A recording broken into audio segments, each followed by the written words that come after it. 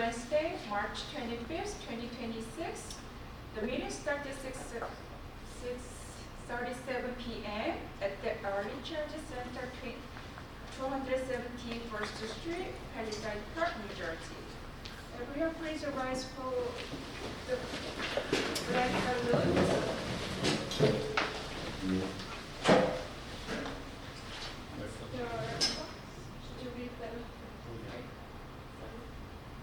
Allegiance to the flag of the United States of America and to the republic for which it stands, one nation, under God, indivisible, with liberty and justice for all.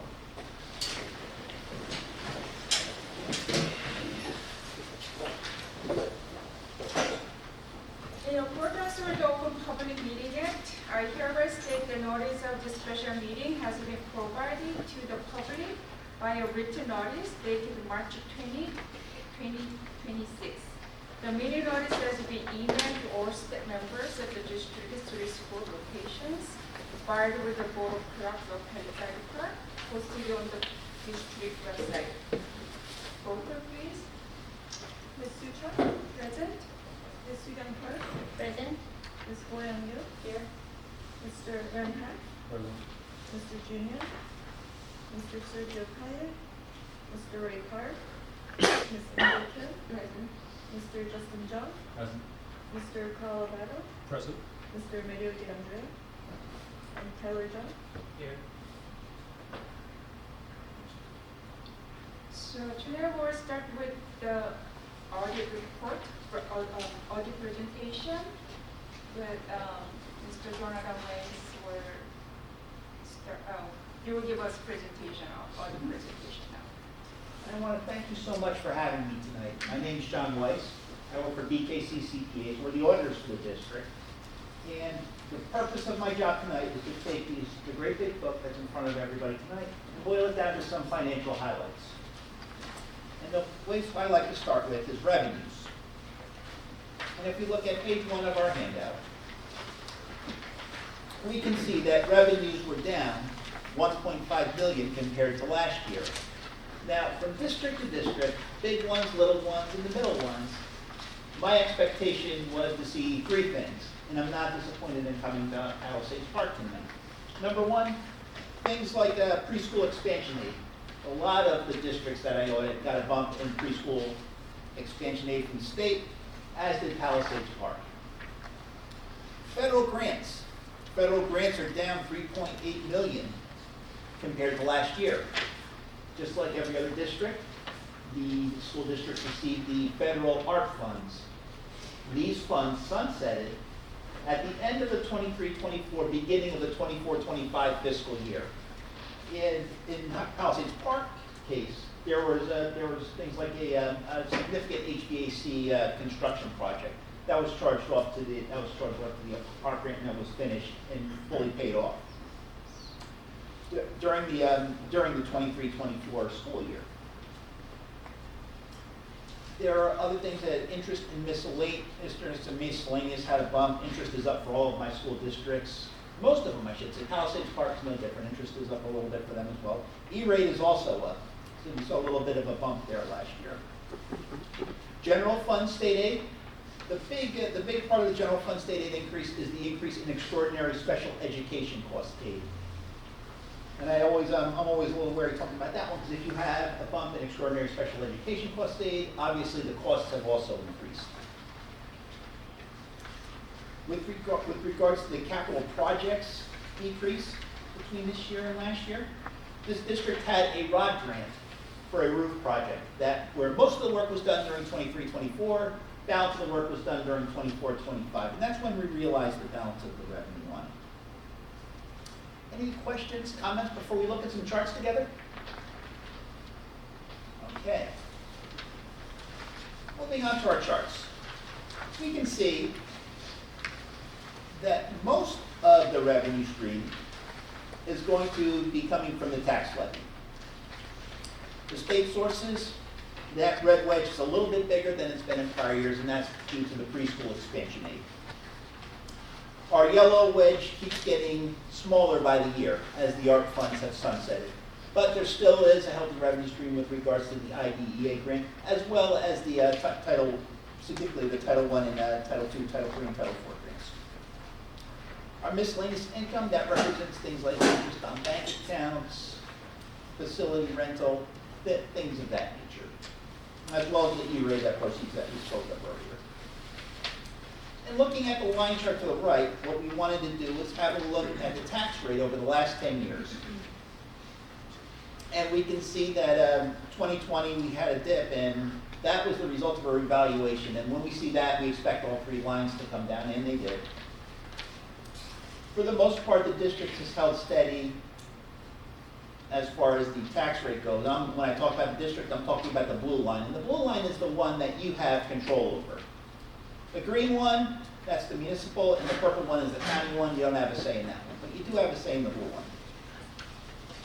Now, in looking at the tax levy and our bars underneath the green bars, we can see that it's going up, and it's going to go up a bit more in 25, 26.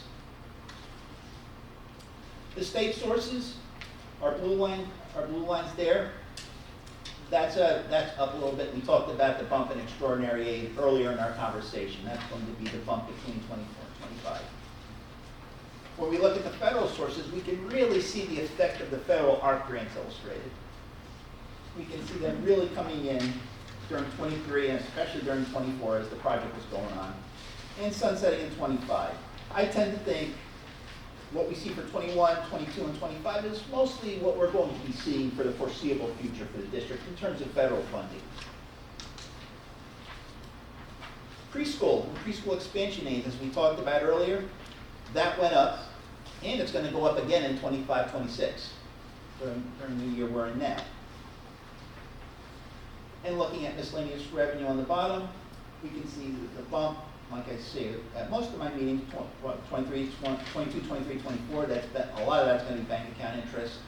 And the bump in 25 is the interest being up a little, and the E-rate proceeds that we receive. Any other questions, comments before we move on to expenditures? So what was the main source for the miscellaneous income source from 2024 to 2025? A little bit of that was interest on the bank accounts, and a lot of it was proceeds from the federal E-rate program.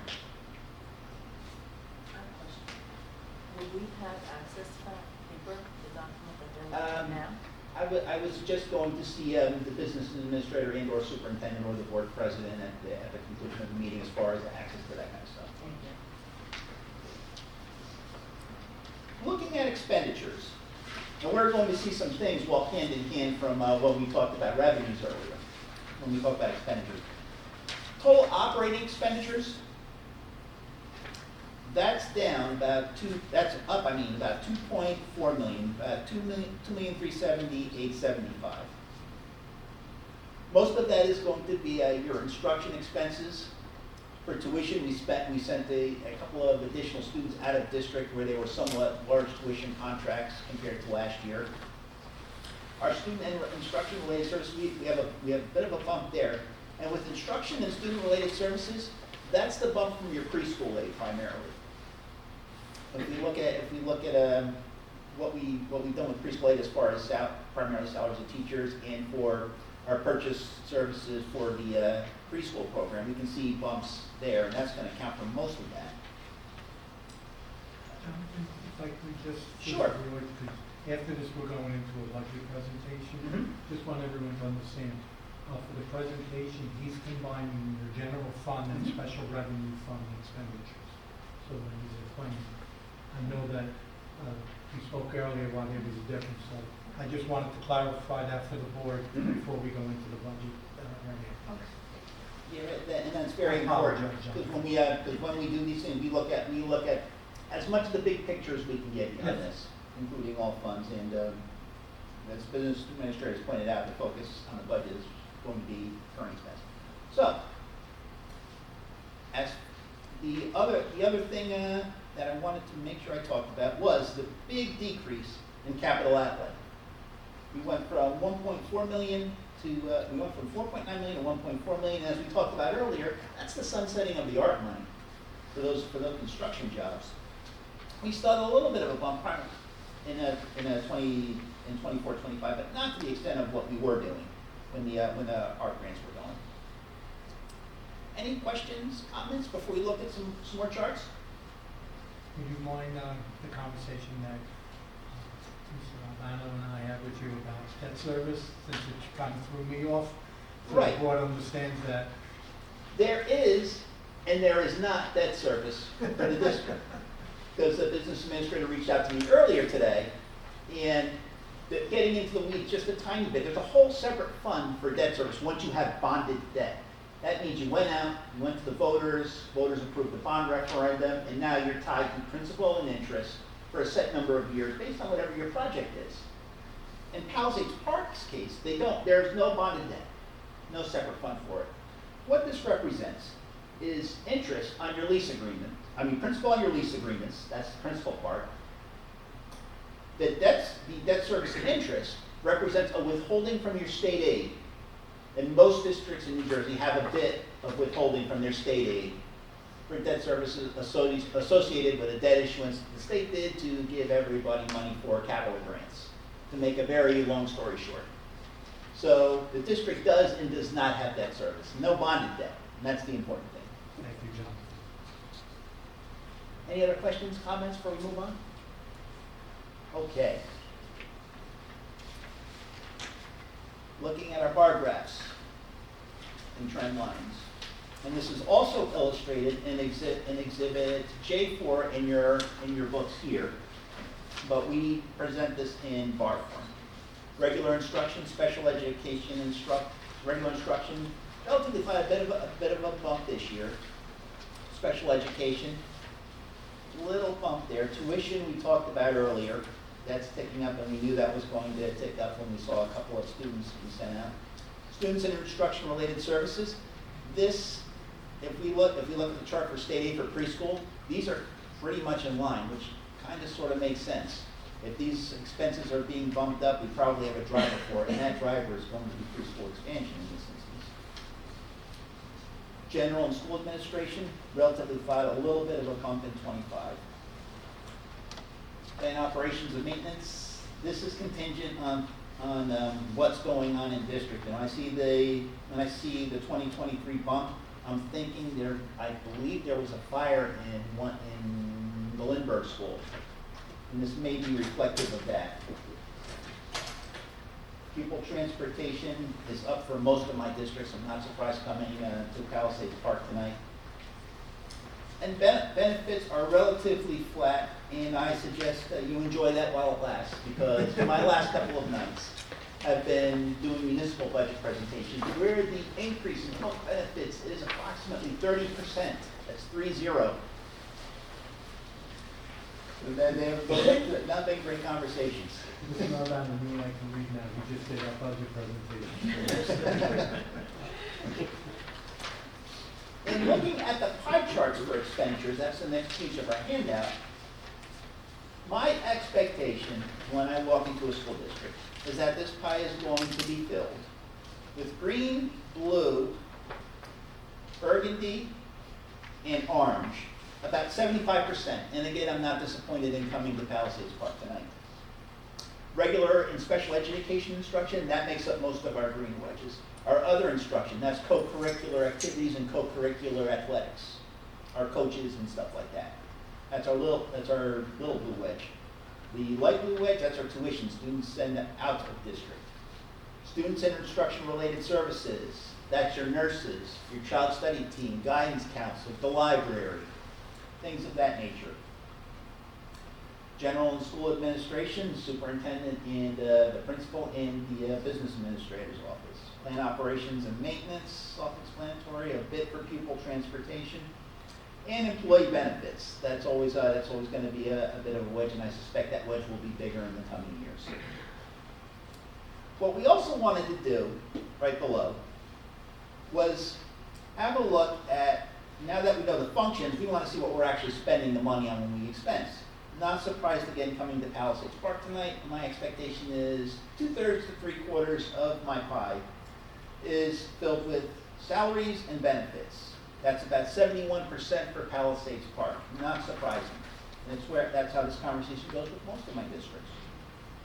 Our utilities, power line 2%, tuition a bit at 8%, supplies 3%, purchase services, things like your child safety professionals, your auditor, your attorney, your architect, and a bit for transportation.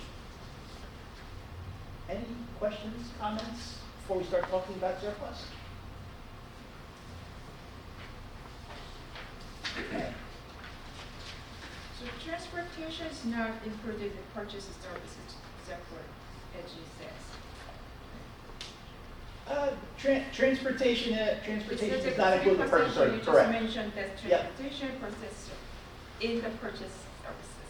Right, the transportation is standalone, so that represents the amount there are no purchase services in that, only your actual transportation contract costs and anything related to transportation. Things like aid in lieu of payments to student parents sending their students to non-public districts. Anything else before we talk fund balance?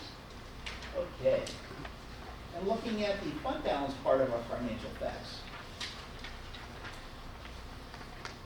From last year to this year, the district went down in fund balance or surplus by a little over $913,000. Now specifically, the biggest part where fund balance went down is in excess surplus. And when we talk about excess surplus, according to the state of New Jersey, you can have too much money in your general fund. You're limited to 2% of your expenditures, plus any non-budgeted state aid exemptions. In Palisades Park's instance, it's extraordinary special education cost aid. So if we go, and I'm going to work my way from the bottom up, if we look at the unassigned unrestricted of $1.476 million, that represents 2% of your expenditures, plus the unbudgeted extraordinary special education cost of about $800,000. Assigned fund balance designated for subsequent year expenses. This is essentially pledging surplus to offset tax increases for your appropriation needs during the budget. Our committed amount, those are encumbrances. Those are for the purchase orders we put in, but we didn't receive the goods or services, and that's primarily the balance due on a construction project that's nearing completion. The district is self-insured for unemployment compensation. So that means when the unemployment claims come in, that fund is used to pay for said claims rather than charging the general fund budget traditionally. Excess surplus, and there's two categories. Excess surplus that was incurred this year, and that's $839,685. And excess surplus that was incurred last year being 23-24.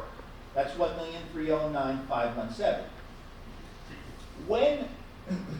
When that happens and you have an excess surplus situation, that money automatically gets budgeted as surplus anticipated to offset appropriations. So when the business administrator did his budget for the 25-26, the year we're in now, $1,309,517 automatically populated. When the business administrator prepared his budget in the last couple weeks, $839,685 automatically populated. The reserve accounts, capital and maintenance reserve. A little bit of a bump in capital reserve, that's bank account interest and some prior year capital projects that were canceled where the original funding source was capital reserve. And the district budgeted and used $350,000 for maintenance reserve in the 24-25 fiscal year. Any questions, comments before we look at some charts? If I could, just for the Sure. board, as the business administrator and someone new to your district, and this is a conversation as well down on that I've been having. And again, I apologize because this is going to lead into your budget, your fund balance. Look at the amount of the fund balance decrease, and that'll be important as we get into the budget discussion.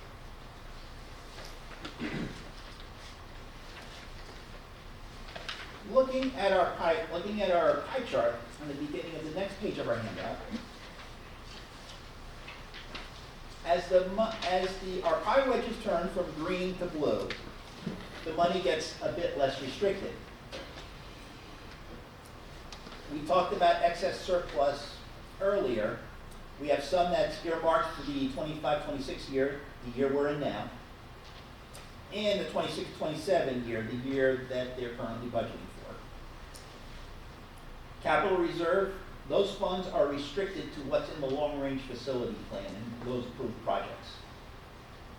Similar, the maintenance reserve is also limited to the projects that are in the district's approved M1 document. We have a restricted small amount for unemployment claims should they come in. Our committed represents our encumbrances. Our assigned represents money that's been already pledged to the 25-26 budget when that budget was done. And unassigned represents the free balance that we have been speaking about earlier, the 2% of expenditures and the unbudgeted extraordinary special education cost savings. And looking at our bar graphs below, we can see that restricted was ticking up, has ticked down for 2025. Encumbrances are relatively stable between this year and last year. And that's really going to really depend on what the purchase order situation is at the end of the year. Unrestricted, we saw a bump there, and that's primarily the extraordinary special education cost savings. And the assigned, as that ticks down, that's money that's being anticipated in the budget from surplus. And looking at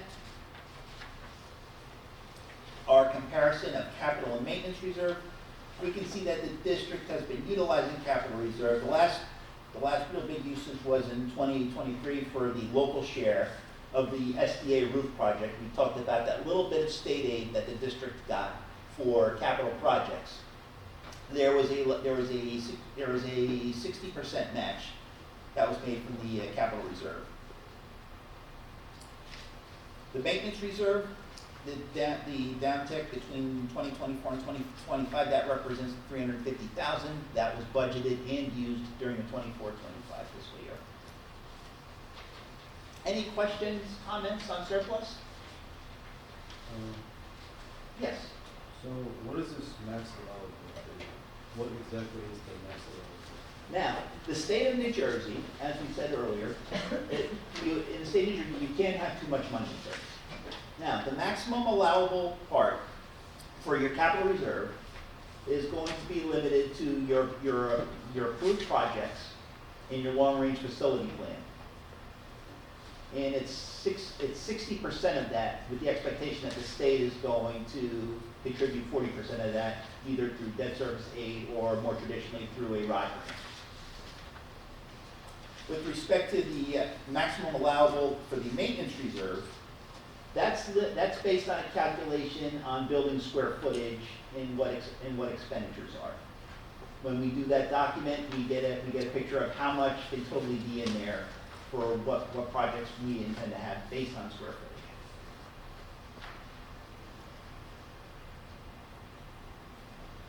Comparing across other school districts, are these normal levels?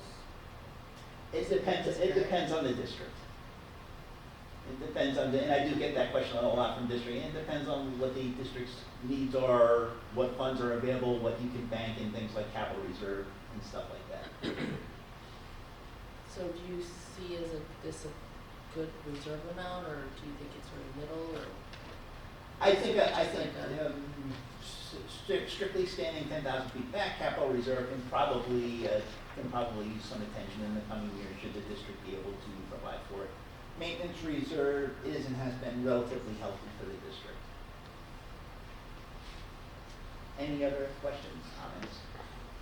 So often this is interpreted as like the district has the financial constraint thing, or not necessarily to be that way. To understand this low level of the reserve.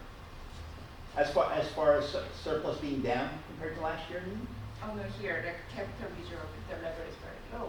There. Right. Yeah, so that's that can be understood that it's related to the finance struggle here, or I guess constraint here for, It's not contingent necessarily to on, be that way, or? it's contingent on what you can contribute to the capital reserve at the end of the year. And I have some districts who carry an excess surplus, others who don't have an excess surplus and bank everything in capital reserve. Okay. Thank you. Anything else? I wanted to take a moment and update the board on a conversation we had at last year's meeting, because we had an audit suggestion regarding real estate taxes due from the borough. And what- Property tax, right? Yep, Okay. you got it. Now, at the end of the year, June 30th, 2025, the borough still owed June's tax payment. So if you were to look on the D1 exhibit, getting a bit in the weeds, you'll see an accounts receivable for about $2,180,000. In July, the borough paid and the district deposited a payment of $2,211,956. So after that, they had technically overpaid the district just under $32,000. This is something the business administrator and I have spent a great deal of time talking on, and we are hopeful this gets reconciled before the end of the year, so nobody is owing anybody anything. I don't mind I did reach out to the borough, and we recently received our March tax levy payment, which did reflect an adjustment for, it seemed like they made up a balance that may have been due. I think we have a timing difference, but I can share, they did make an adjustment in the March payment to make up for some of the lack of the current year's tax payments. The $2,211,000 has been paid throughout the year, but last year, your tax levy somewhere in May and June, you approved that they should be paying us $2,267,000. So they made up for that difference, and it seems like they may have paid a little bit more than due, but the good news is they've made an effort to catch up to what they owe. Hopefully we can get it cleaned up by the end of the year. So Mr. Johanna, so this kind of confusion by being paid between June and July from the borough, is it pretty common, or how does that I don't come across that very often. often. Typically, with the districts, the money's all in by the end of June, and you don't have a receivable from the borough. It's been like every year going, right? And then, I don't know if you recall the 3 years ago that you first found that unpaid tax levy, and there was a $54,000 that was reflected all to this calculation. It seems that there was a lot of confusion here and with the borough as to what to do with that, because getting a bit more into the weeds, I confirmed all the real estate tax payments from the borough. I reached out to them directly, and they had that amount included on there, on the return confirmation. And I followed up with them, saying, hey, you know what, you have this, I want to make sure that maybe this was posted in the wrong account or something like that, and I had to go talk to the finance people there, and it turns out they put it on and forgot to take it off and worded the check. Yeah. Which confused the heck out of me, because I'm like, okay, wait a minute, we gotta make sure this is right, because I have to talk to the business administrator about this and make sure my ducks are in a row before I start bothering him about this. I am hopeful that this does get resolved this year as intimated. Fingers crossed. Fingers crossed. So you reach out to the municipal governments as well, like if there's some confusion on it, or it has to be our side to contact? I have to compare, and when they don't work out, then I will reach out. Okay, so this is not the step yet that you need to reach out. No, not at all, not at all. Thank you. Now, a word about the audit. What we typically do is we come in, we look at everything from payroll registers to vouchers to minutes of board meetings to the school cafeteria records to even the enrollment and transportation reports that are filed by the district. We have some recommendations that we're going to go over with the board tonight as the result of our audit. And we're going to go through each one of them. There are a number of them. to the board members.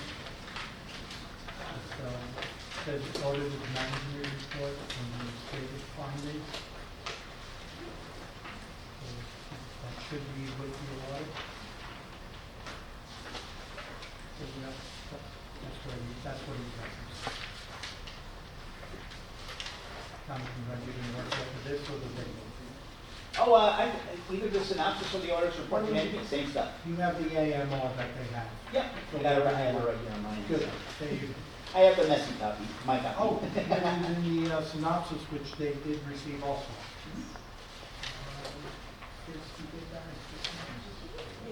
It's a smaller hand. I'm sorry. It says Did everybody synopsis find of it law. okay? Yeah, it's the bigger one or the? No, you can refer to the synopsis of Yeah, law. yeah.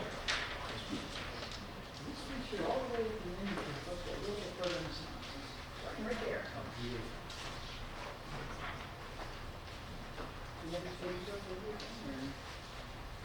A little bit, one more. One more. I'm gonna keep saying one more, so we run out of room. Right, next door. Okay, great. Folks like me? The last two pages. Very different. There you go. And you'll have to. I don't need I guided you to the wrong. Oh, you did? Yeah, that's on. The last two pages.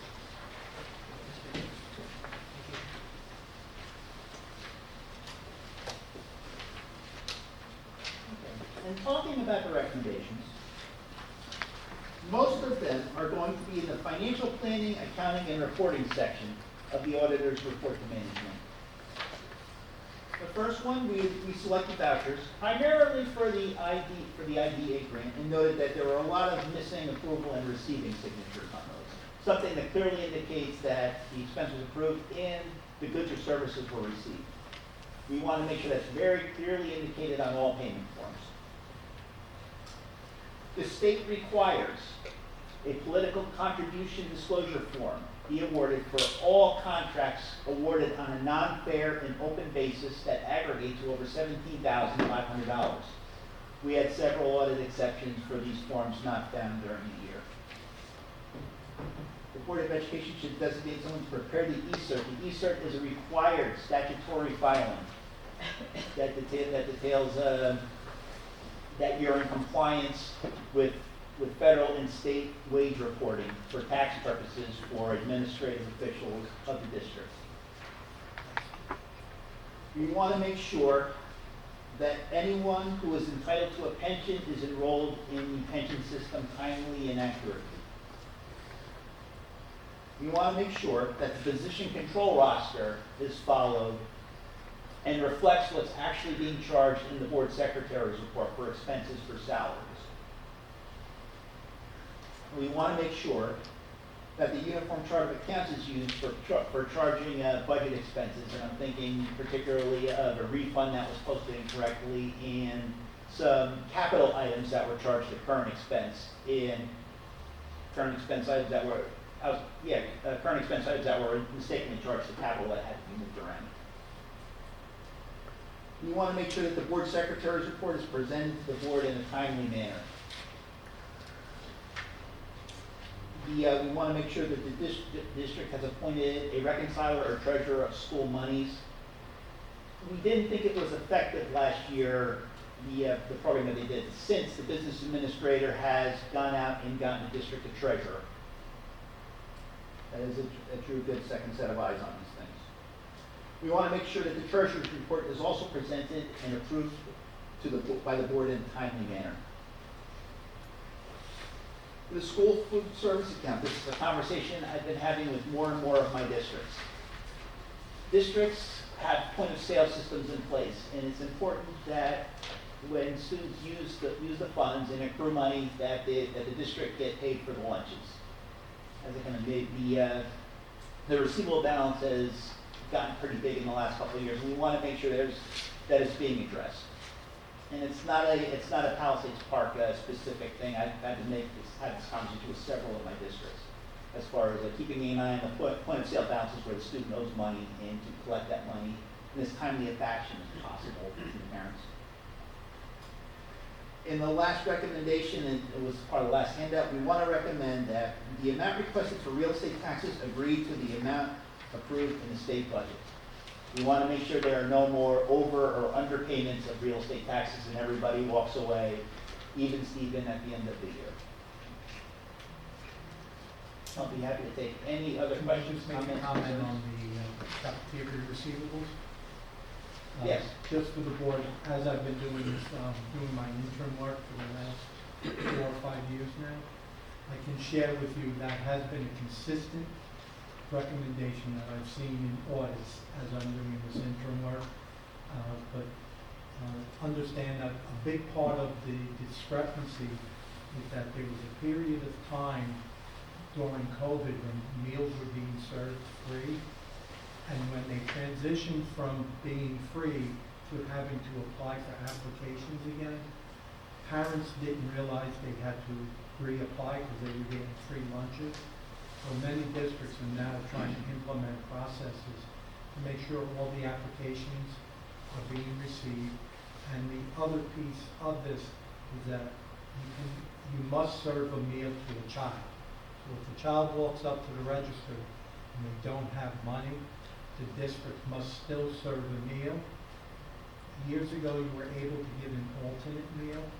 They felt that that was inappropriate because now you're identifying a child who may not have the resources to pay for a meal. So now the child receives the meal as any other meal, and then the district must then go and try to collect the funds from the parents. It's a horrible situation, but we must feed the children. We cannot deny them a meal. And so at some point in time, we'll have to put a process in place.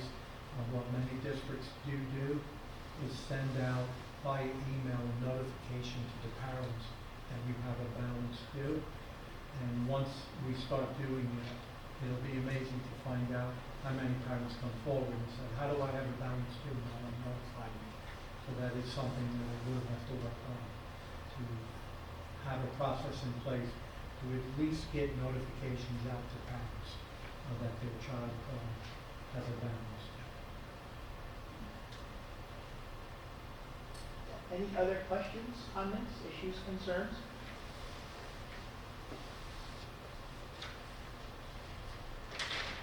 My contact information is on the bottom of the, oops, is there something? Yes, so, you mentioned the last page 11, a course of action plan, that would be just reject, it would be just like these findings, right? These are recommendations that do require corrective action, so there will need to be an approved corrective action plan for this. And the business administrators all over. I'll have to work on that. Yours, right? Yes, that's for me. Okay. And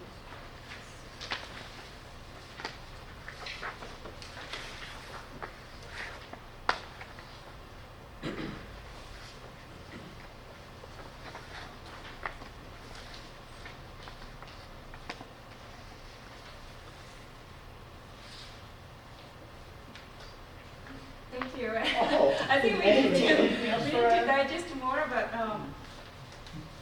because I see that repetitive in occurring thing findings over years, and 3 of them, I think, were repeat findings. yeah, so that parts have to be addressed in our district. I just want to personally thank Jonathan. Yeah. First time I met him, I want to say thank you, Jonathan, to you and your staff. You were tremendously helpful, understanding the transition that the 3 of us, plus some others in our office, went through during this tough time. So I just want to personally thank you. Your staff and yourself were very professional. And I look forward to working with you much earlier next year to do the audit than we did this year. And thank you for everything. Thank you. We are very grateful for that. And I want to thank everybody for their time tonight. My contact information is on the bottom of the first page of the handout. Should there be any questions, comments, concerns, please feel free to reach out. Thank you. I see you mentioned about difficulties of this year that has been delayed by the administration turnover. So we deeply appreciate for your good job at this moment. So hopefully, as Mr. Video say, that next year will be coming better. I hope to see you. It's everybody's hope that you see me in December. Yeah. Earlier. Thank you. Earlier. Oh, my goodness. Okay. Well, thanks so much, everybody. Have a great day. Thank you for coming up, Jonathan.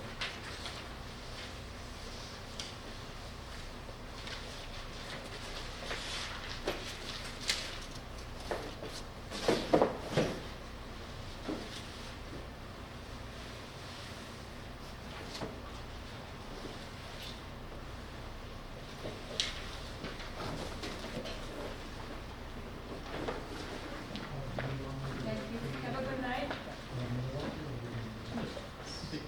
So now, administrators will give us a tentative budget presentation. Who will be Mr. Albano? Both of us. Both of Yep, you. you get two tonight. Mr. Albano, our superintendent, and Mr. Andrea, our business administrator. So I invite the audience to turn around. We're going to present some slides.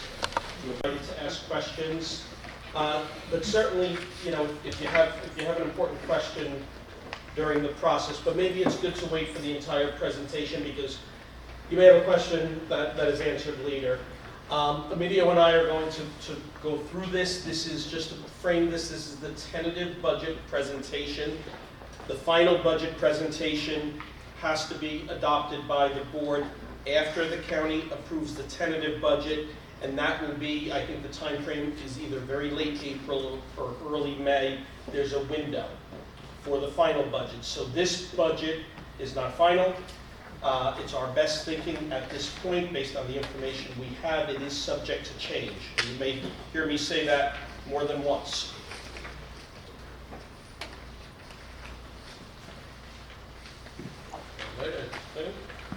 I can just use my laptop. Oh, there we go. Any more connection down here?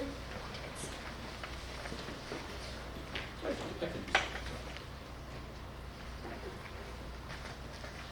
can use it. Yeah, that's easy. All right, I'm stationary. So the Board Finance Committee and the Business Office started by establishing some goals. The first is to stay within the allowable tax levy, and I'm going to just elaborate on this. You may be aware that New Jersey has a 2% tax cap. However, when inflation was running 2% or less, and for many years, like from 2010 and 6-8 years that followed, inflation was very low. And the Fed had a target rate of 2%. The 2% tax cap worked much better at that point in time. More recent years, and I'm going to show you some information, inflation spiked, you may recall, after COVID, and it's still running high. And because of that, New Jersey allows you to go above 2% whenever there are some extraordinary expenses that are increasing much more than the rate of inflation or than that 2% cap. And you heard the auditor talk about healthcare, and that's going to be a big part of this evening's story. But our allowable is much higher than 2%, and I will elaborate more as we move through. The second one, definitely support the priorities. It's about students, it's about learning, it's about education. Everything we do in this budget has to be with that focus. We're trying to reduce our reliance on fund balance for expenditures. I'm going to explain more about that later. But you did hear that our fund balance was lower at the end of this audit, was the end of 2025. It was lower by over $900,000. We believe we've been using too much fund balance, and we need to reduce our reliance on fund balance. We're looking for organizational efficiencies. That is just an ongoing goal.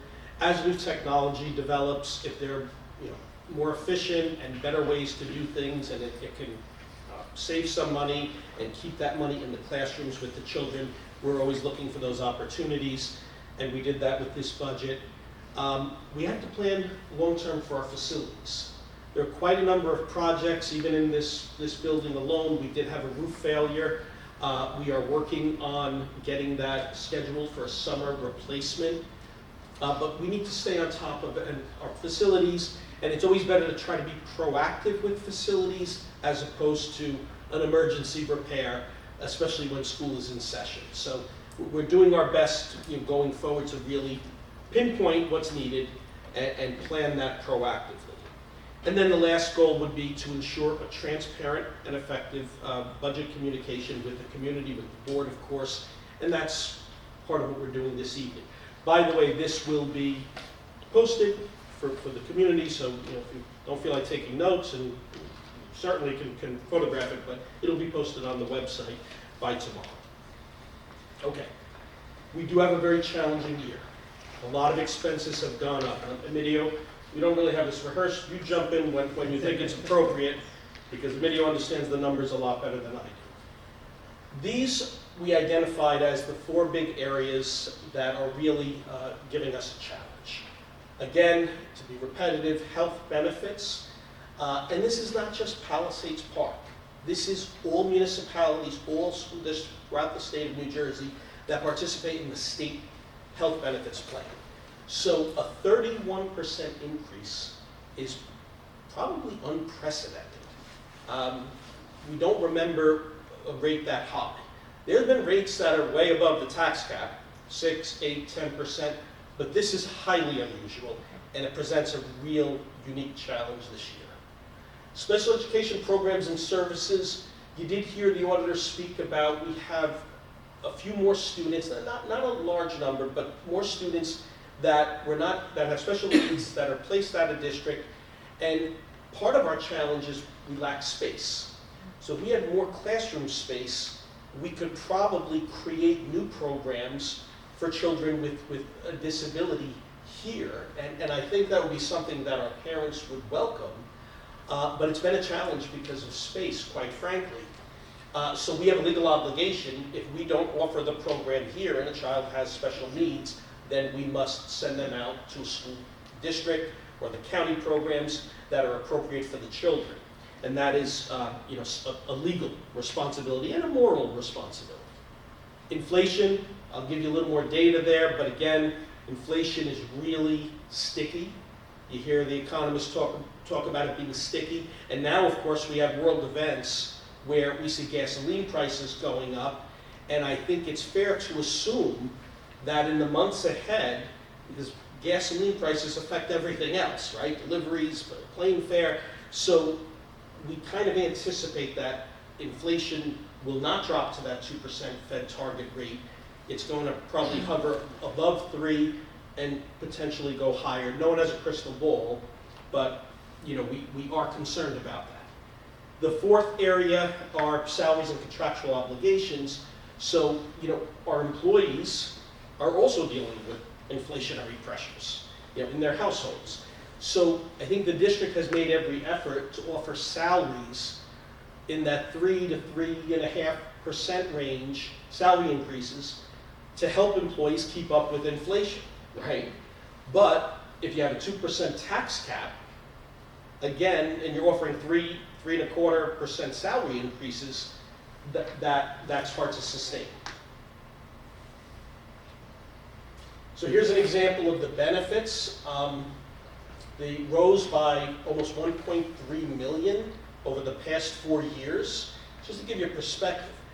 But from this year to next year, we're projecting they'll go up an additional 1.6. So in 1 year, they're going up more than they went up in 4 years. And that 4-year growth number is high. And Lydia, jump in. So, please. obviously, the big number that sits out there is that 1.6. So, as Mr. Albano has indicated, from December to January, when the rates came in, we saw the 31% increase. So the good news is, I know what the first 6 months from July, December, that number is. I now included because there's no indication that we may not see another big hit, 30% for 6 months. So built in, the increase that just came through, plus another 30% increase for the first 6 months of the next, well, the last 6 months of the next fiscal year. Again, I can't sit here and tell you, will it be 30 again? Will it be back down to 10? There's no indication, but we had to take a conservative approach that we have to prepare once again for another hit in case it does come. So a video can look at a spreadsheet with numbers and figure out the story. I need visuals. Our brains work a little different. So I also find that communities do appreciate visuals, and Jonathan had a lot of visuals as well. Yes. So we're compatible. So this just gives you a visual of health and pension and Social Security and dental, all of the benefits that our employees receive. The increase over a 5-year period. And again, you look at percentages, this is incredible. But 7.4, 8, 7.8, and now 31%. It's compounding. And again, that in a 2% tax cap, that just is not sustainable. It's not. How do you manage that kind of dramatic cost increase? Additionally, as the new central office team settled in, we learned about 30 of our employees had not been enrolled in the state pension. And this is a legal requirement. All employees of the school district that are full-time employees and even part-time employees have a pension option. So we needed to work on getting them enrolled. Some only dated back 2 or 3 years, others dated back over 10 years. And what you need to do is, when you discover something like this, you enroll your employees in the pension, they do the calculations, interest, penalties, back payments, and the pension system sends you a bill. So we have over 380,000 in bills right now in the business office, but there's still a few employees that we haven't received calculations for. So the 400,000 is, I think, a very realistic estimate of what we will owe the New Jersey State Pension System to make all these employees whole. So now they are enrolled properly, but now we have to manage this payment, and I share because it's just an added significant budget challenge. This shows you those placements that I talked about. You do see a steady increase. And what we're having internal discussions about is, can we somehow creatively analyze our classroom space, and there's no easy answer, but if we could free up 1 or 2 classrooms, and we do have 3 or 4 children with similar needs, could we potentially hire a high-quality teacher and a paraprofessional and whatever related services are needed, and build a program here? So then you save not only the tuition, but you save all the transportation costs of sending children to other districts. You have 31, I will tell you this, you will never have 100% of your children here, because if a child has unique needs, we're not a big district. We can't offer every level of special education services. If you have 10, 15,000 students, they tend to have more range of programs. So for us, I would think, probably at least half or 2/3 of these children with specific needs will still need to go to other district placements. But if we can even bring 6 or 8 or 10 back, some of the placements are upwards of $70,000, $80,000 per child. And again, then the transportation costs. So it's something we're working on, but really a big challenge is the space. And I don't have a simple answer, but we are examining that closely. Here's the inflation I talked about.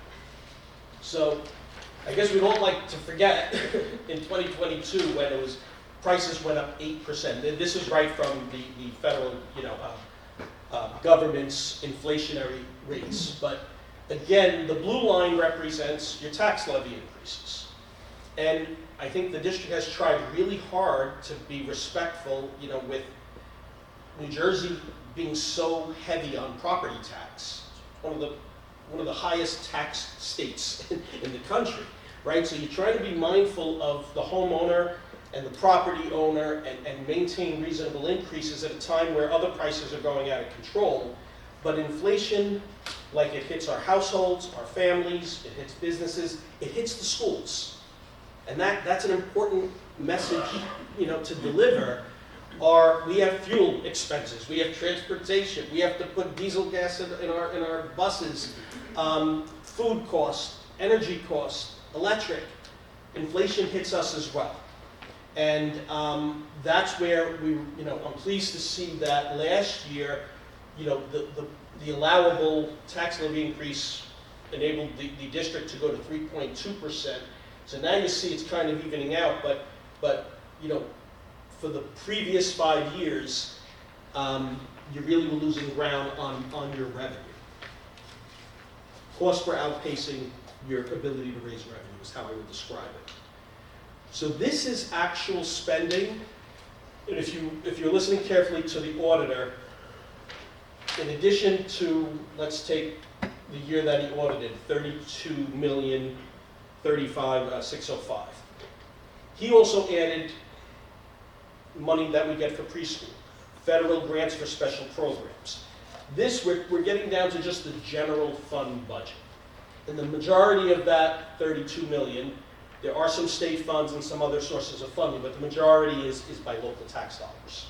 Okay? But even look at our spending just with the general fund, again, you're just seeing that trend of 4.5% increase, 10.5% increase, 4.33. And again, I know I sound very repetitive, but I think you're getting the idea that a 2% does not work.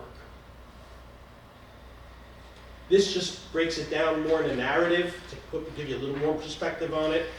The increase over those years, 25.8 million to over 32 million to 6.2 million increase, 24%, just summarizing it.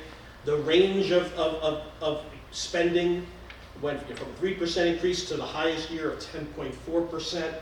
And again, at the risk of sounding repetitive, it's an important point that this is just hard to do with the tax cap. So you may be wondering, well, gee, how did the district do it? And this is part of the explanation. So the auditor kind of closed out our last fiscal year, 24-25. And you never budget to the penny, because by law we can't overspend our budget.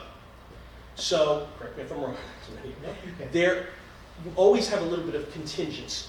So if you're doing a good job, you're anticipating all your expenditures, all 32 million of it, whatever it is, and maybe you have 2 or 3 or even 4% surplus, okay? And again, you need that money because unexpected things come up. We're building a budget now for 26, 27. It's hard to predict what's going to happen 6, 8 months down the road. So you do sometimes get hit with surprises, but if you're fortunate, you have a 3, 4% surplus, and then that rolls over into fund balance or your savings.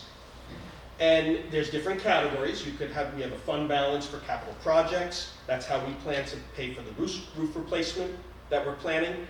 You have a maintenance fund balance, and then you have the unassigned fund balance, which is really for emergencies. So the district, to try to not reduce program, not do layoffs or reductions, they were using their savings for these past 4 years. So you see back in 2021, it was a very manageable amount of savings. And by the way, this is perfectly legal. There's nothing wrong with doing this, but it's reasonable to use 400,000 or even 500,000 in 2020, 2021, 22, because you can reasonably anticipate that you're going to have 6, 7, 800,000 in surplus, so you replenish that, right? And your savings doesn't get depleted. However, you see that we started becoming more and more dependent on the savings to using it for operating expenses. So 1.6, almost 1.7, 1.648, then a huge dependency on your savings in 24, 25 of 2.2 million. And then this current year that we're in, over 1.8 million in fund balance has been allocated to keep this district operating. The problem with this strategy is that it's good for a one-time fix, but that fund balance eventually goes, so year over year, the auditor just told us your fund balance went down by 900,000. So if you don't bring up your revenues and you keep spending, you're gonna hit a wall. And we are hitting that wall. And basically, again, just a little more narrative. Expenditures rose faster than revenues over the past 4 years. The district relied on fund balance to close the gap. Your fund balance is declining, and now we are left with a structural budget deficit, and we have pressure, and we need to address it. We need to bring the revenues more in line with our spending, and that's no easy feat. So again, just using fund balance, I think if you're allocating 400, 500, 600,000, and it also varies place to place, because you have to have a good sense of how much contingency did I build in my budget. Do I think I'm going to have a 600,000 surplus at the end? Or is it going to be $1 million surplus at the end?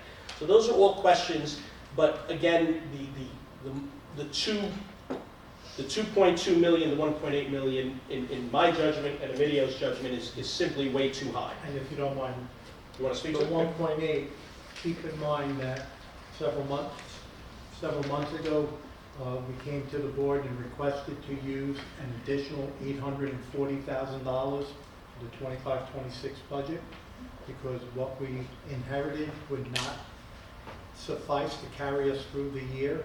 I can sit with you today, to the best of my abilities, of that 840 that we had to ask for additional, I'm down to about 500,000.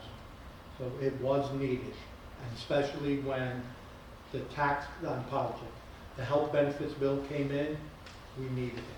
So it's 1.8, but we did use another 840. So it's really about a 2.4 million use of fund balance. We were fortunate in that you heard from the auditors the extraordinary aid.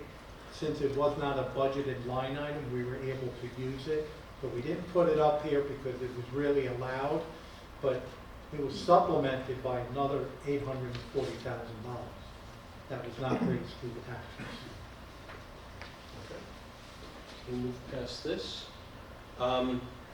Last year, again, I pointed out that it was good that we went above the 2% cap to 3.2, but we didn't make up much ground, again, because there was such a heavy reliance on fund balance, and you went from 2.2 to 1.8, so year over year, the budget only increased by 50,000. And all of our expenses went up much more than 50,000. And if I could, Of course. you would need to understand how to read the state formatted budget to see the 50,000. I know how to read it, so that's why we put it here.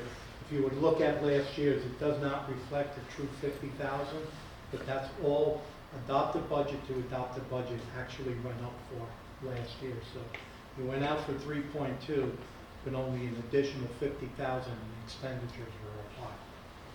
Thus why we probably needed the 840 in addition for this year.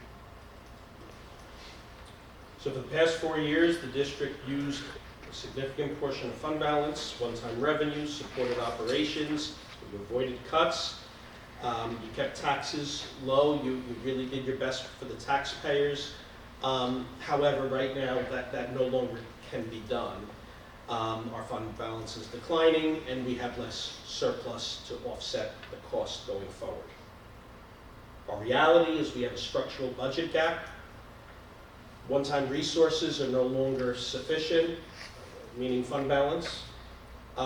We have to try and make every effort to all of our recurring costs, all of our legal requirements, contractual requirements, all of those things we need to run the district, we have to try to get the revenues to match the expenditures.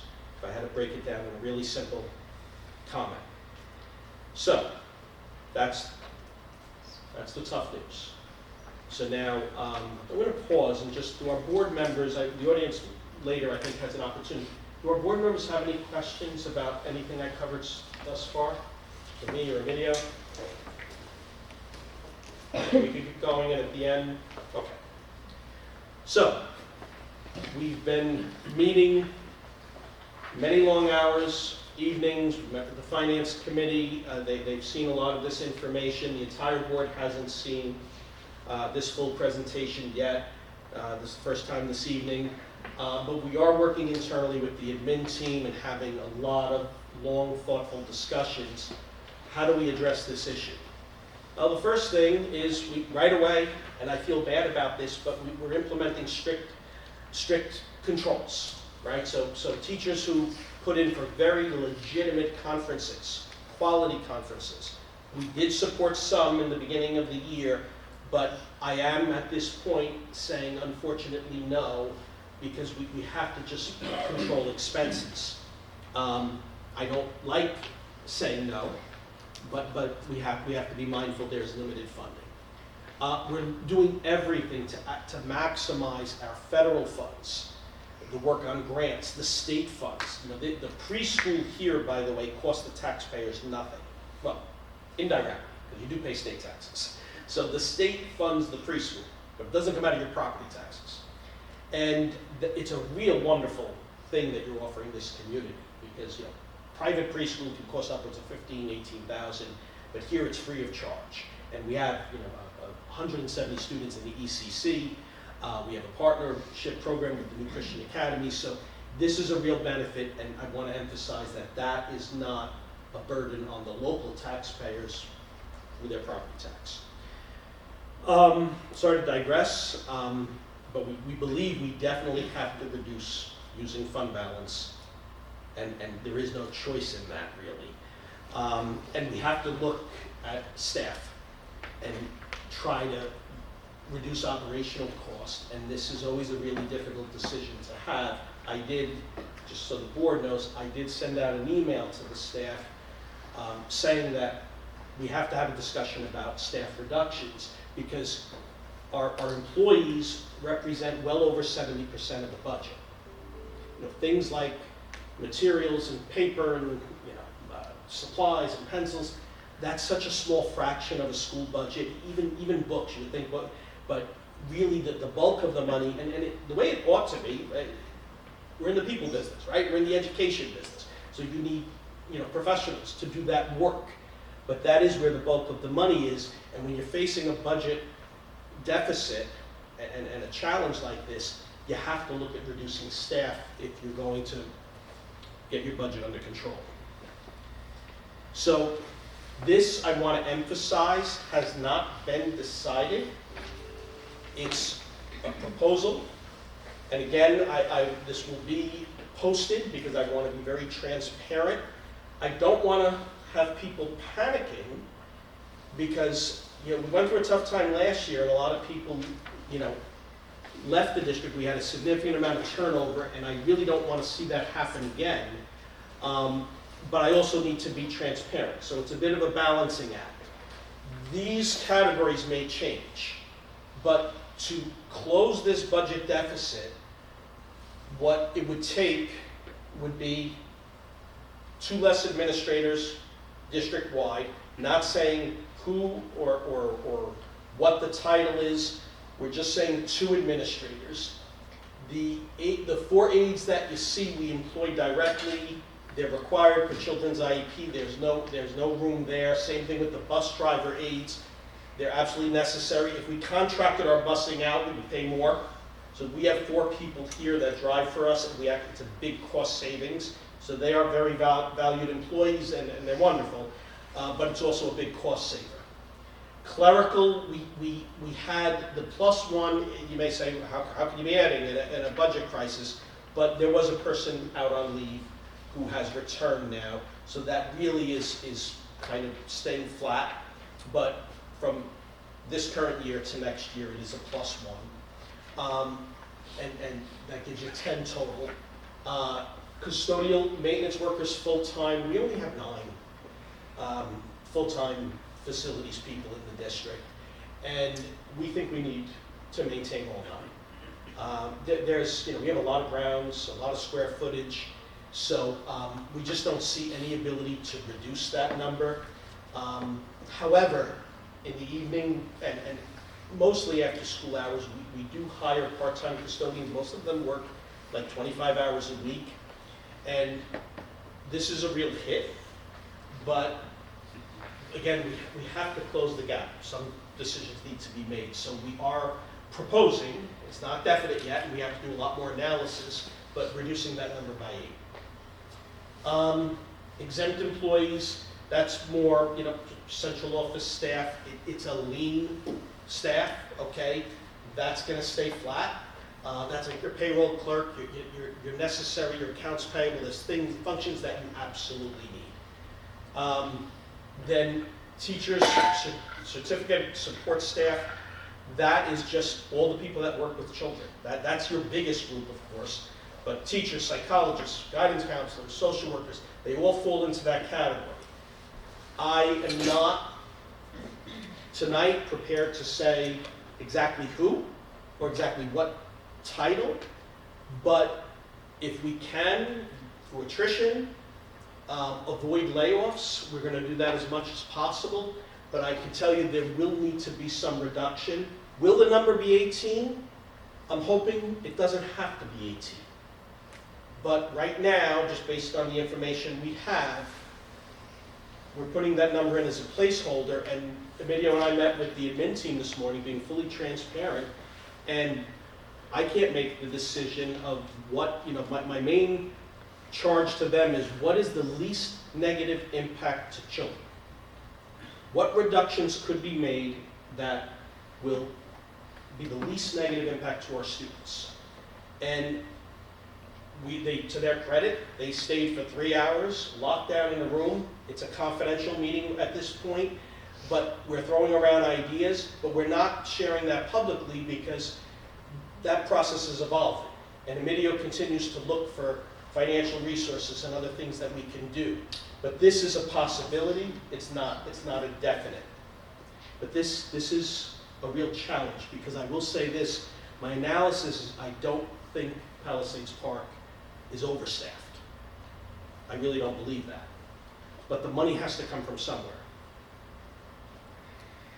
Most of you may know we use an agency, ESS, for our paraprofessionals. We have 68. These are people like our kindergarten aides, our preschool aides, one-to-one, two-to-one aides for special education programs. We're doing our best to see if there's the ability to reduce that number by 6. But if a child has a one-to-one aide on their IEP or a two-to-one aide and there's 2 children with an aide, by law you have to provide that. So there's not much wiggle room here. So summing it up, again, right now, preliminary thinking, not definite, but we may need to reduce overall 33 positions, and we're trying to kind of have it across different jobs, not all concentrated in one area, and this may shift. It may shift, because again, I think our goal needs to be, in making these tough decisions, how do we protect children and education and preserve that to the best of our ability? Emilio, I'm going to let you close it up. So based on the information that we've been able to compile together, through the budget process, we do qualify for what they call as a health cap waiver, which came out to roughly about $1.3 million, which can be applied to the taxes, which thus brings us to 6.74 for a tax levy increase with that. It only increases the budget by $771,000, budget to budget. Keep in mind that we talk budget to budget. The new budget for next year is at $33,784,000 with the maximum allowable tax levy based on the calculations. And as I was working through these numbers through the state program, it gives you edits. I resolved a good portion of the edits are still there. I'm not concerned because they don't hold up the budget, I do have one thing I have to work through, so we feel very confident this evening that this is the budget that will go down to the state if the board supports the 6.74. We are very cognizant 6.74 is ahead. But trust me when I tell you we are getting the same feedback. You will start hearing other school districts coming out with very similar numbers. We do know Leonia is about to present to 6. We heard Ridgefield 7. Other districts are starting to see the same pressures. A good portion of them, the numbers are being driven by the state health benefit number that came out that hurt many, many districts, and you heard your auditor, not just districts, municipalities. So it's an impact on both sides. So we are doing our best. Again, we want to emphasize the cuts that we're recommending are not set in stone. It more or less we had to get to a number. For those that were at the last board meeting, we talked about a $3 million deficit. That's basically what we spent from the last board meeting to now. How can we get there? So we had to apply offsets in certain areas. Reduce here, reduce there. I use the term other areas. I looked at prior year spending. Some account line items, I rolled all the way back to the 22, 23 actual expenditures, just to try and find the money so that it's the least amount of damage to staffing. Our goal is not to impact education, but when you talk teachers, you talk education. So our goal between tonight and the adoption of the budget, which is tentatively scheduled for the 27th, we have a lot of work with the administrators.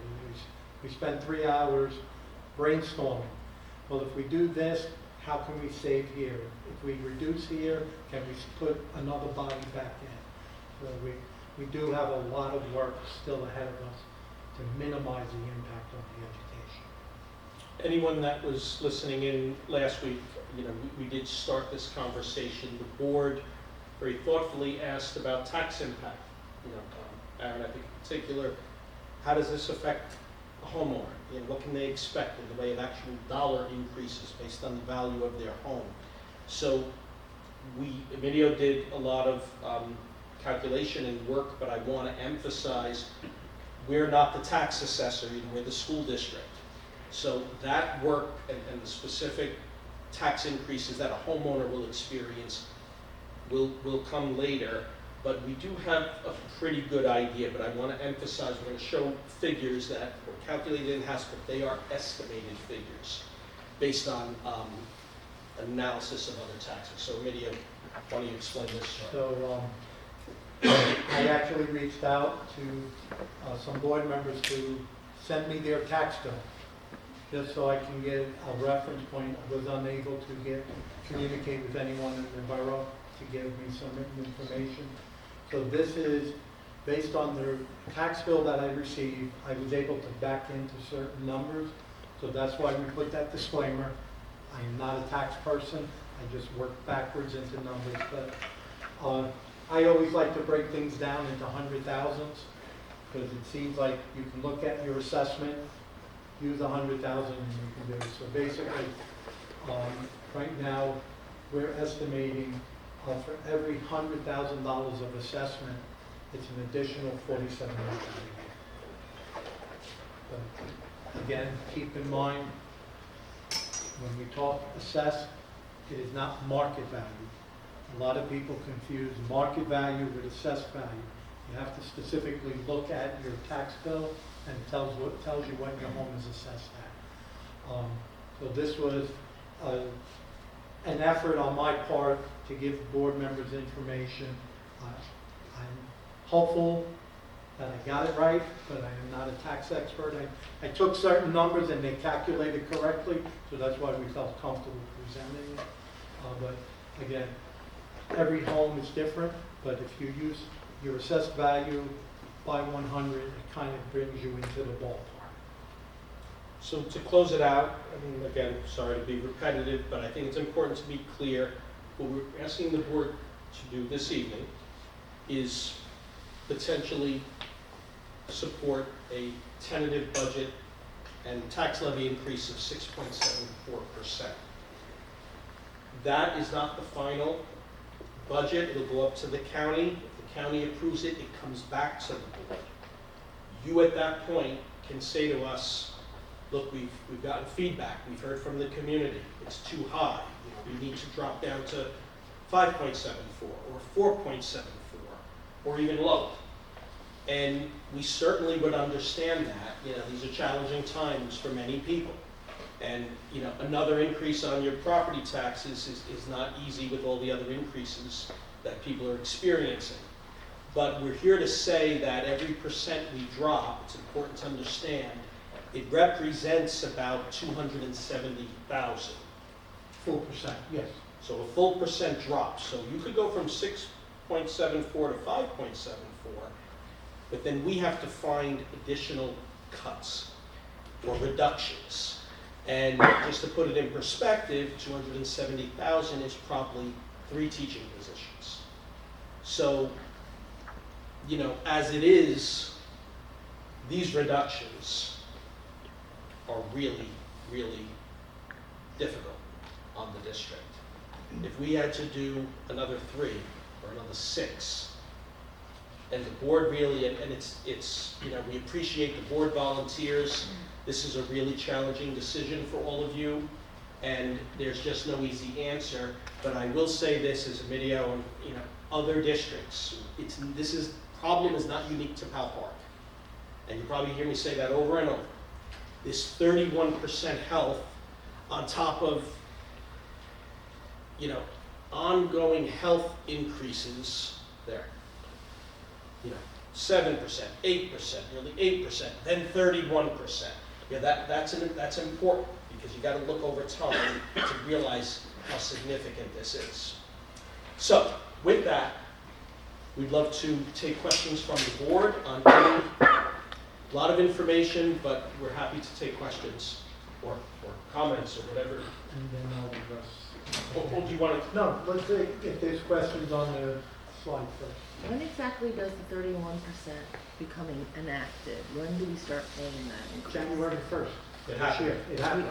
We're already The paying. difference between our December health benefit bill and our January health bill is roughly 31%. So you're saying you're estimating that we're gonna get another 30% next year I put it in, yes. as an estimate, but isn't that highly unlikely because No. wouldn't that decimate? I wish I can tell you yes or no. I don't know. I have to budget. Again, we'll find out. Last year at this time when we were doing budget presentations, state wasn't talking about 30% increases. What were they saying back then? From what I remember, they were talking more low 20s, high teens.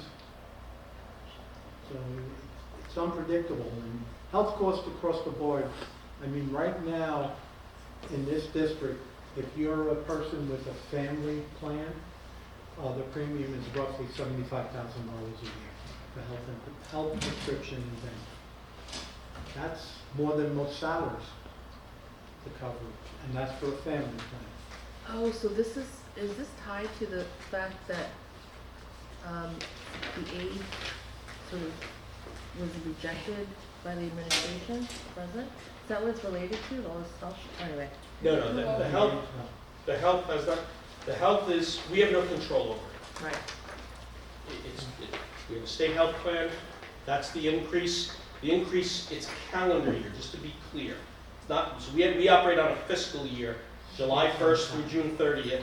The health increases are calendar year, January 1st through December, end of December.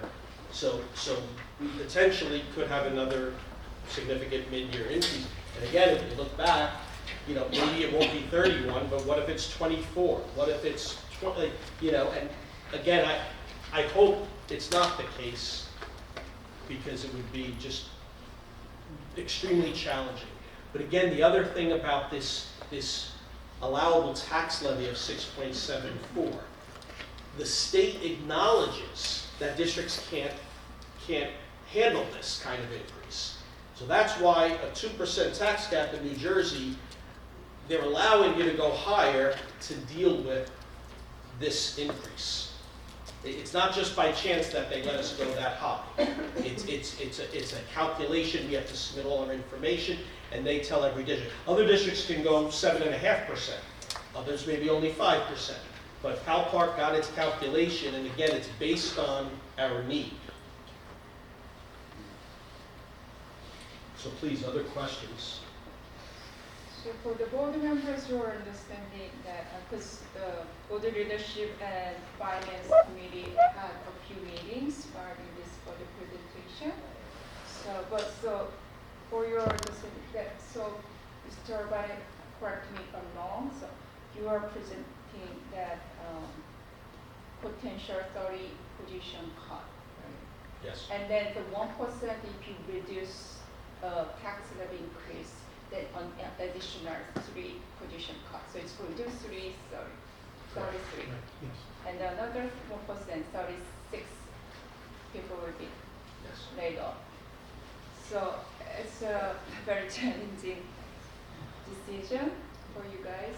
And again, we're going to be spending the next month refining, looking, determining, making judgments as to what's the best way to adopt the budget for next year.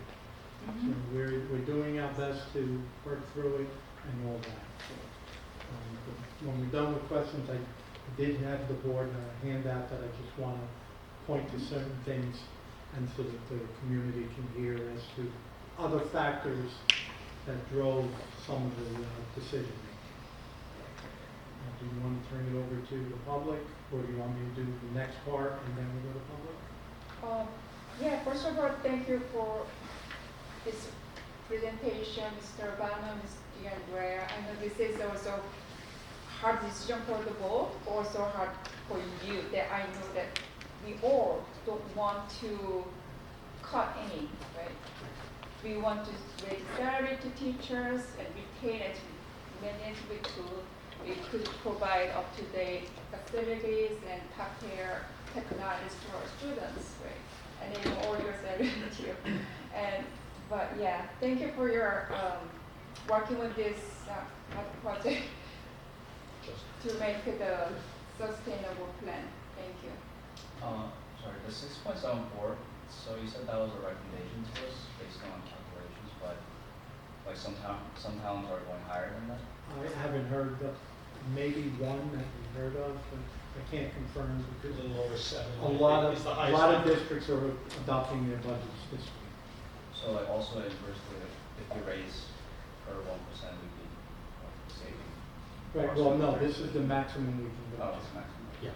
I looked at there were other options, cap banking, there is none. This was the only waiver that I saw that would qualify for. So we instituted. This is the highest that you could go. You certainly can go lower. And what we will do with the board, as other districts adopt their tentative budgets, which is happening, the next few days probably. Yes, into next Friday's week. the deadline. Friday's the deadline. Okay, so we will collect that information and share with the board. Because it is important to have perspective and to see. But every district has different financial, certain. So you may see some tax levy increases recommended in the lowest 3% and as high as over 7%. We're on the high end. So with that, I just, for the board, I handed out. I use this format, it's actually from the state. This is what I've been working on the last several weeks, it's the state format. Some of the other things that we have to address, and the auditor did address it earlier, for the board, if you go to, it says line 580, budgeted fund balance, operating budget. And again, we're emphasizing the fact for 24-25, the district used $2.2 million of fund balance. Right underneath it, you also use $350,000 from maintenance reserve to balance your budget. Really, it was $2.5 million to balance your budget in 24-25. The current year budget It's 1.8. The most conservative approach that Mr. Albano and I felt, we are still putting $1 million out of fund balance into next year's budget. That's a drop of $811,000. That impacted some of these cuts. You have to understand that. It impacted because we lost some revenue streams. And then we had this conversation today about, well, what more can you do? Even if we didn't use the 1 million, we're back to the 1.4 plus whatever we generate this year. On the expense side, I already indicated we're at 500. Mr. Albano showed you a slide that, based on the people that we enrolled, we know we have a $400,000 bill that we have to make up this year. We're working to see what avenues we have. So are we going to generate $1.8 million? No. We don't have the money to put back. It's going to be another deficit. So we are going to $1 million. We feel comfortable that we can use it. We will.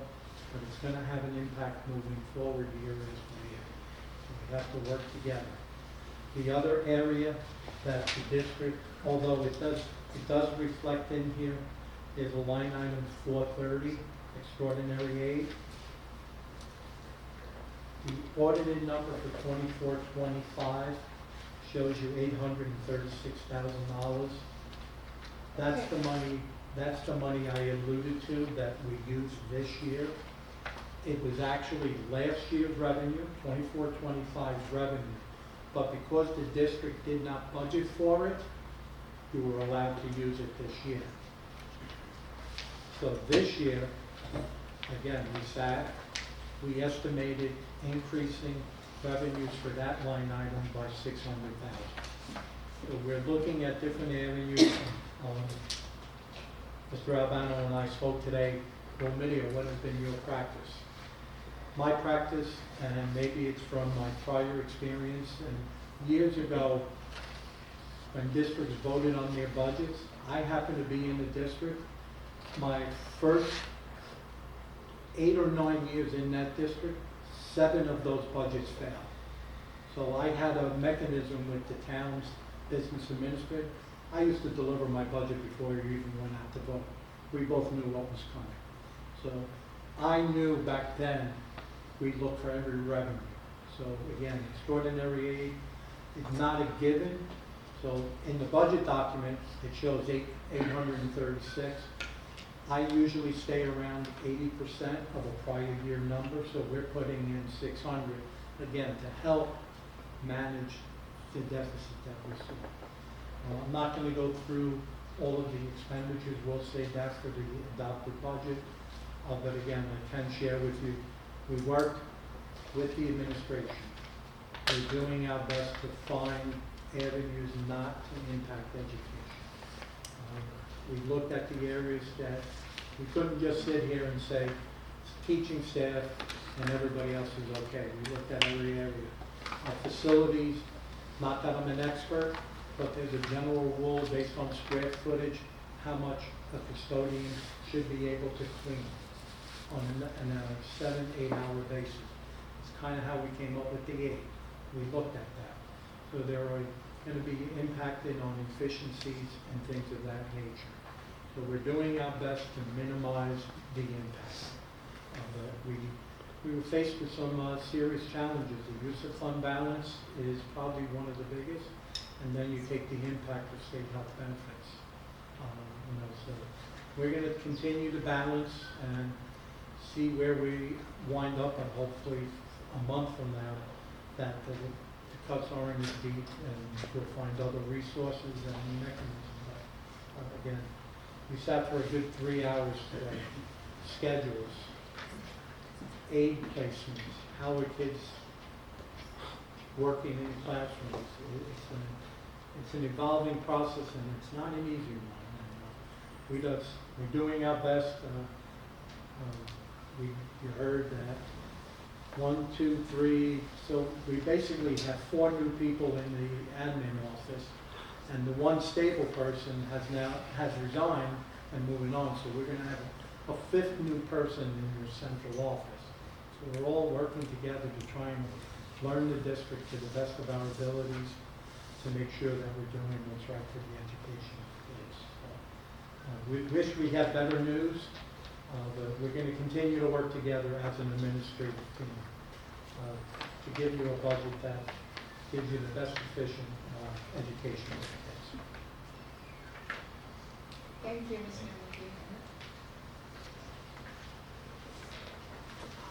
Moody. On to our work session to discuss other our business agendas. First, education. Ms. Burton, would you read the agenda, please?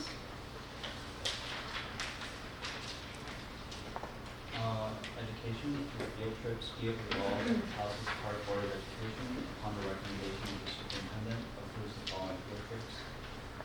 The destination is Fairview Lake YMCA Camp. And the date, it says March 2nd, but we revised it to June 1st, 2022.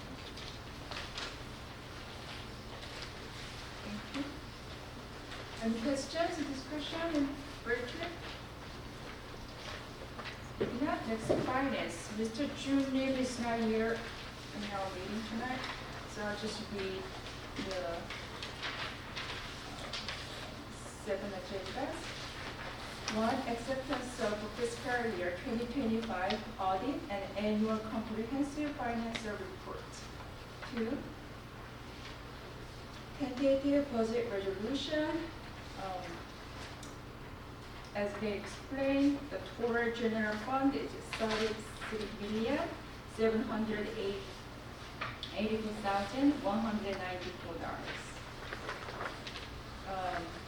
So total it's $39,640,682.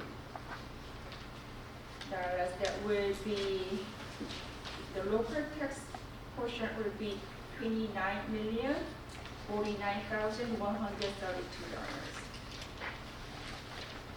And also there's a note that there will be the budget hearing meeting on April 29th, 2026 at 6:30 p.m.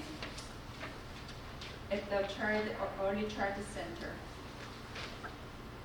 Number 3, Treasurer's Report, September 2025.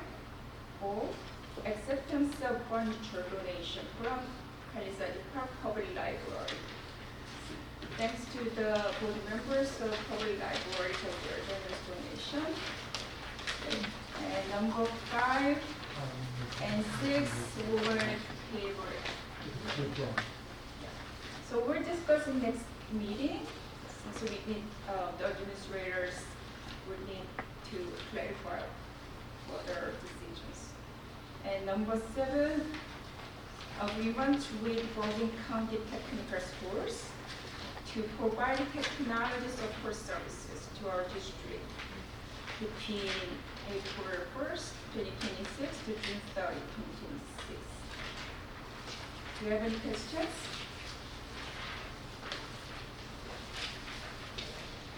For technology support, so we're looking at,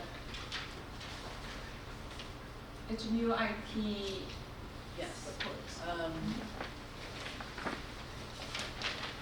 what kind of, is it gonna be enough? We're meeting tomorrow. We have a technology coordinator has submitted a resignation, so this is to cover that. So if we need more, I would come back to the board, but I'm hoping that that is sufficient.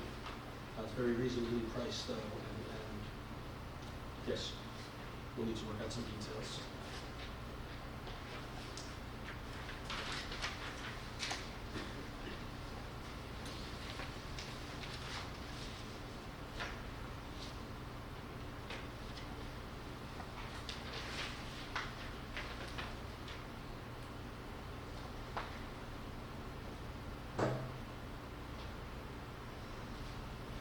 Any further questions in finance? Discussion? Next, personnel, Mrs. Soo Kyung Park. In personnel, We have 4 agendas today. Number 1, resignation of staff. Number 2, resignation of assistant football coach. Number 3, appointment of a middle school dance coach. Number 4, appointment of a volunteer softball coach. That's it. Thank you. Any questions? Who was the dance coach before? Which one? In the middle school, who was the dance coach before? Is this just new? Rachel? The Oh, same every year, person. every year? Yeah, Okay. same person. No further questions? No? Next, negotiations, but I think we're also table this agenda too for further discussion with PPAs. Yes, this is requested. We're very close to a resolution on this. They did request just a little more time to discuss a few details. So probably you'll expect to have this at the next meeting recommended to you for approval. So may I have a motion to close the work session and open to the regular session? I'll make a motion. Second. All in favor? Thank you.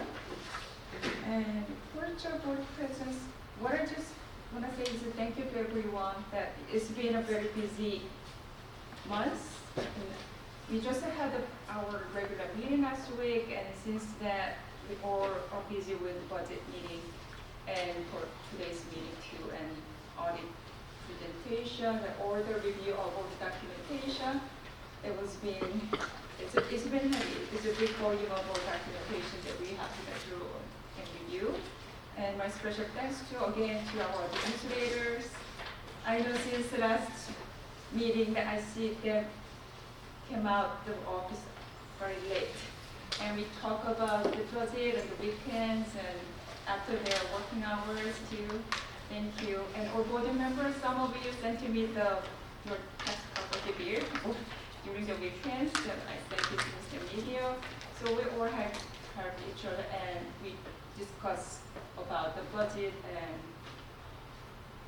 our financial situation too. And I think it's still again, it's a hard decision for us to approve this plan, but I think we need to base our financial state of our school district to survive and for the sustainable future for our education, decent education, hopefully in a few years too. So, Mr. Urbano, do you have any special, any reports? No special report this evening. We're focused on the budget, but thank you to the Finance Committee and the Board for many long hours of hard work. We appreciate it. Thank you. So education. I have a motion to approve one agenda under education for field trip. All in favor? Finance, we have 5 consent agenda. Excluding number 5, emergency roof repairs. We're also removing authorization for transfer from capital reserve, number 6. So we are approving number 1, 2, 3, 4, 7, 5 consent agenda. May I have a motion? Roll call, please. Ms. Cho? Yes? Ms. Kim? Yes. Mr. Justin Jones? Yes. Ms. Boyle Moore? Wait, so this is with the increase that you're saying is the 6 point, I'm gonna say no for number 2 of finance. So except the number 2, you approve other rates. Mr. Gilpert? Yes. Mr. Ansat? Yes.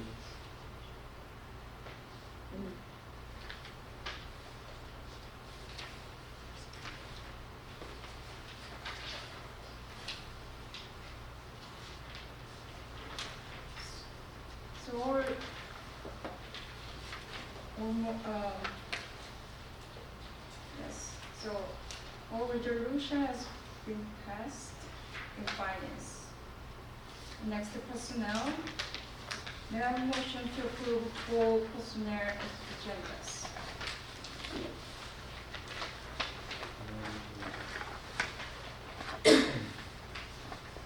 Second? Would you do a roll call? Ms. Sutron, Yes? Ms. Linda Kim, Yes. Mr. Justin Jung, Yes. Ms. Boyan Liu, Aye. Ms. Sugan Park, Yes. Mr. Aaron Peck, Yes.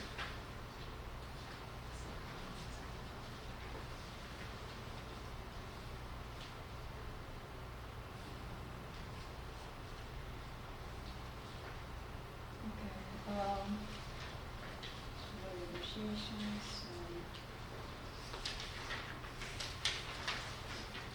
but, just to clarify, Ms. Bo, would you, may I ask you your explanation that the reason that you,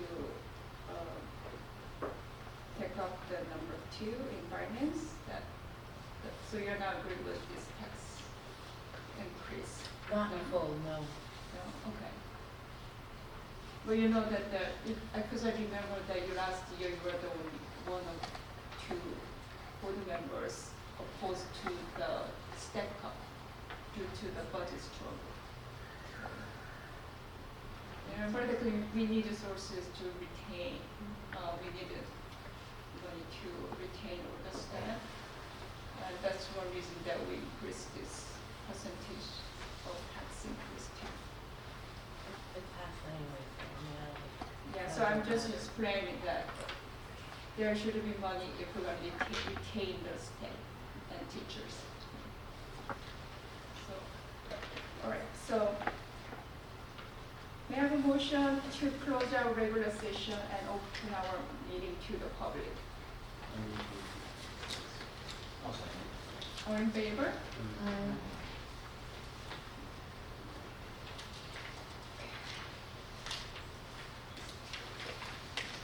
In order to conduct its meeting properly and efficiently, the board should require the following procedures to public participation at board meetings.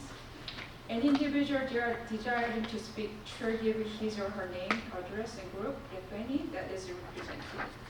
The presentation should be as brief as possible, but no more than 3 minutes per individual. The board vests in its presence or other presiding officer authority to terminate the remarks of any individual if he deems it in the best interest of those present to do so. Any? In public? No.